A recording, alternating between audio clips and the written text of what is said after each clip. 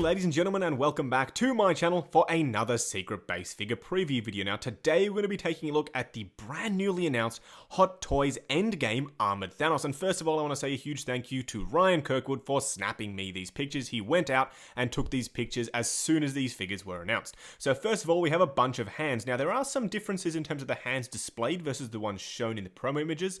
If you look closely at the promo images, you'll see hands for the actual other side, the one that's wearing the Infinity Gauntlet, except the hands are without the gauntlet on. So we don't know if we're going to be getting an interchangeable arm, but the hands do look really good here, and the armor detail looks excellent on the back of the hands. Now you do have the alternate switch out head. This pretty much confirms that the helmet is a removable piece because you can switch it out onto this grimacing head sculpt, which is the exact same as we got with the Infinity War version, and onto the Calm version as well. But as you can see, it's looking equally as good as it did on the Infinity War version for this Endgame figure here. And I do think that the helmet really does add something. I think it looks really, really awesome, but don't get too caught up in the fact that this armor looks awesome and there's a lot of bling. Don't forget, this is going to be probably the Thanos that loses to the Avengers, so I don't think anyone should go out and sell their Infinity War version to get this Endgame one. I think there is definitely room for both in everyone's collection. Now, taking a look at the display base here, you can see that it's the sort of faded away A look from some of the posters we've seen, which looks really good, and it is the same size as those quarter scale bases, so it takes up a little bit more room, but nowhere near as much room as those big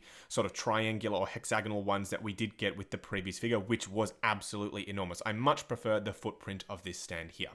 Now his armor does look really, really nice. The gold is painted in quite a way that it doesn't look too shiny. It's more of a satin finish, and I do love the scratches and detailing on here. Obviously, it's detailed to the nines. This is the prototype. When we see the final version, obviously we'll get a better look at what the paintwork is going to be like in hand. Now he does come with this double-bladed weapon. We've seen this on a few of the action figures that have been released from Marvel Legends and from Lego. We don't know how this is going to be used in the film, but it is a really, really big, imposing weapon, and the detail on it is absolutely marvelous. You can see it fits in the hand quite nicely. That's obviously a newly sculpted hand for this figure. It's not a reuse from the Infinity War version. So it's good to see that we are getting some new stuff and some reuse. Now, unfortunately, you'll see that from the promo images and from this figure here, we don't see the bent arm that came with the Infinity War version. That could be the way of Hot Toys saying basically you have to pick up that version and this one here if you want that bent arm, and just slot on the armor piece that goes over the shoulder and bicep. But as you can see, either way, the armor does look good, and you can still bend the arm. It just doesn't look as fluid as the one that came with the Infinity War figure.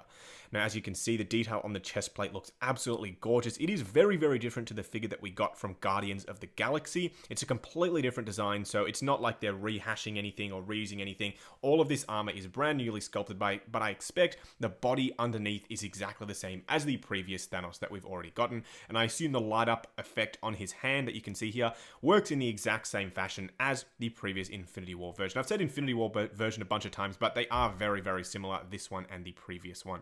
As you can see here, the helmet for Thanos looks absolutely awesome, and you'll get a better look at it a little bit more close up in just a second, but it looks very, very imposing, just like at the start of Infinity War, and I assume throughout Endgame, Thanos will be donning this suit of armor. It looks really, really cool. Now, you did probably notice on the blogger pictures from Alex Brooks that he was pictured to be on the planet where he has this armor up on a scarecrow. It would be really awesome if you could actually remove this armor and put it up on a scarecrow. Not that I think that is going to be possible with this figure. It would just be an awesome thing to have. Now, zooming in on the head, you can see that the helmet does hug it really nicely. It doesn't look too big. I was worried from some of the initial pictures that the helmet looked a bit funky, but it does look like it hugs the helmet, the head itself very nicely. Now, there is one thing to worry about with this. It's the fact that you could get some paint rub pulling on and off the helmet. I certainly hope that is not the case because, as you know, with the previous version of Thanos, mine included, did have some paint rub on it out of the box. But either way, we'll have to see when the final product comes around. Now, I just want to say a huge thank you once again to Ryan Kirkwood from Mint and Steelbox Media for snapping me these pictures. If you do want to pre-order this figure right now, hit up Toys Wonderland HK. His link is down in the description below. Now, that's about it for this video, guys. Like, comment, and subscribe, and I'll catch you in the next video.